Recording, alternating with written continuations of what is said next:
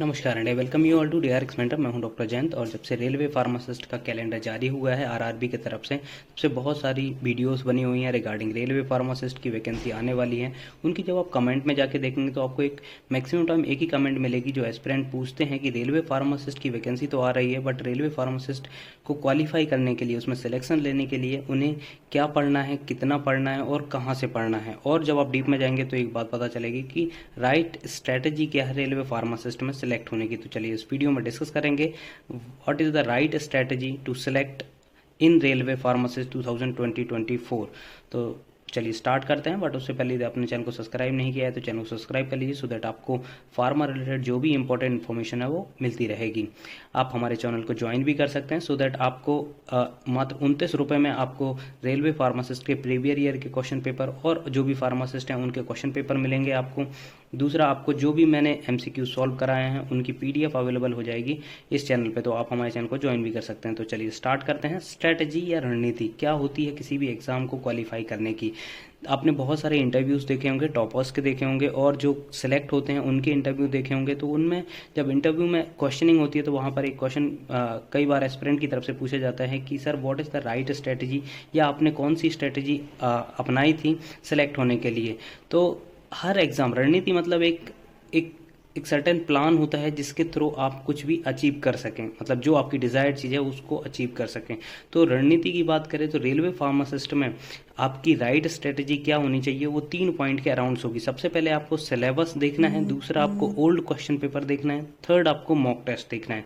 ये आपको सीरियली करना है। सबसे पहले आपको सिलेबस ही देखना है, आप मॉक टेस्ट पे डायरेक्ट नहीं जा सकते, इसके बारे में हम आगे बात करेंगे। तो सबसे पहले बात करेंगे सिलेबस के बारे में।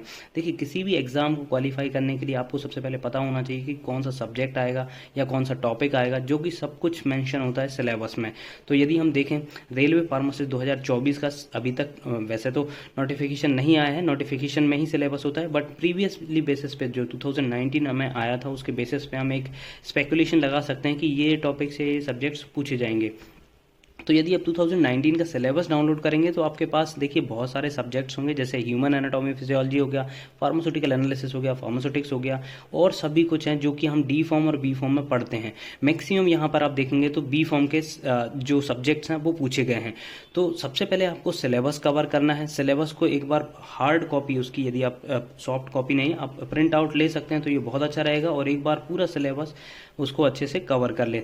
देन आपको क्या करना है कि आपको ओल्ड क्वेश्चन पेपर को उठाना है, जो भी जैसा कि आपको पता है अभी तक 2009 में वैकेंसी आई थी, 14 में वैकेंसी आई थी, फिर 19 में वैकेंसी आई हुई। तो इन सभी के क्वेश्चन पेपर आपको डाउनलोड करना है। यदि आपको नहीं मिलते हैं तो मैं आपको प्रोवाइड करा दूंगा।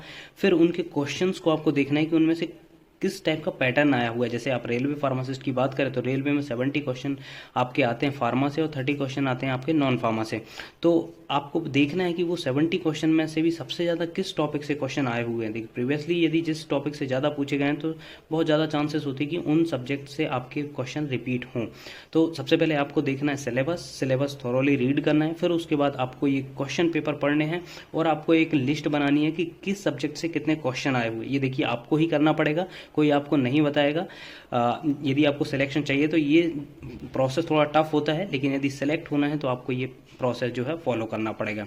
जब आपके क्वेश्चन पेपर आप रीड कर लें, आपको पता चल जाए कि किस टॉपिक से या किस सब्जेक्ट से कितने क्वेश्चन आ रहे हैं, उसके बाद आपको फर्दर जाना है सिलेबस पे और सिलेबस पे अपनी प्रिपरेशन स्टार्ट करना है।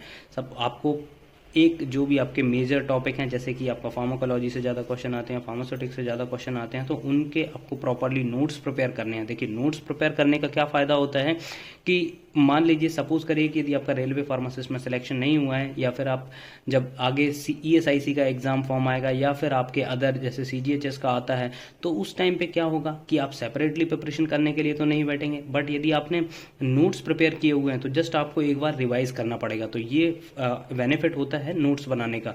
तो आपको यदि प्रिपरेशन स्टार्ट कर रहे हैं तो आप प्रॉपरली उनके नोट्स बनाएं, सो दैट यदि जो बी फॉर्म वाले हैं, यदि जब कभी ड्रग इंस्पेक्टर की वैकेंसी आती है या असिस्टेंट ड्रग इंस्पेक्टर की वैकेंसी आती है तो वही नोट्स आपके काम पड़ेंगे, क्योंकि सिलेबस लगभग सेम होता है। यहाँ पर आप देख सकते हैं पूरे बी फॉर्म के सब्जेक्ट से ही आपके क्वेश्चन आते हैं। तो आपका एक वो चीज़ क्लियर हो जाएगी कि हाँ, अब फर्दर कोई भी एग्जाम आएगा तो कम से कम आप वो अटेम्प्ट कर पाएंगे। जब आपका सिलेबस कंप्लीट हो जाए, ओल्ड क्वेश्चन पेपर कंप्लीट हो जाए और लगभग 50 to 60 50% सिलेबस आपका कंप्लीट हो जाए तब आपको देखिए मॉक टेस्ट पे जाना है। मॉक टेस्ट पे आप डायरेक्टली नहीं जा सकते। आप डायरेक्टली जाएंगे तो उसका एक बहुत बड़ा डिसएडवांटेज ये होता है कि आपके मैक्सिमम वहाँ पर नंबर जो मैक्सिमम क्वेश्चन होंगे वो गलत होंगे, रॉन्ग होंगे, जिसके कारण आपको डिप्रेशन आएगा, मतलब डिमोटिवेट फील होगा और आप आई थिंक प्रिपरेशन भी छोड़ ही देंगे। तो इससे इसका जो मॉक टेस्ट लगाने का जो सही टाइम होता है, जब आपका 50 to 60% सिलेबस कवर हो जाए तब आप मॉक टेस्ट लगाना स्टार्ट करिए। और मॉक टेस्ट लगाने के बहुत ज़्यादा फायदे होते हैं। आपको एक तो अपनी प्रिपरेशन के बारे में पता लगता है कि आपकी प्रिपरेशन किस स्टेज में चल रही है, आप उसको एनालाइज कर सकते हैं, नए क्वेश्चन आपको पता लगते हैं, और यदि आप कहीं पे गलती कर रहे हैं तो वो मिस्टेक्स भी आपकी इंप्रूव होती हैं। तो इसलिए मॉक टेस्ट हमेशा देना चाहिए। बट मॉक टेस्ट देने का एक सही टाइम होता है कि जब आपके 50 to 60% सिलेबस आपका कंप्लीट हो जाए।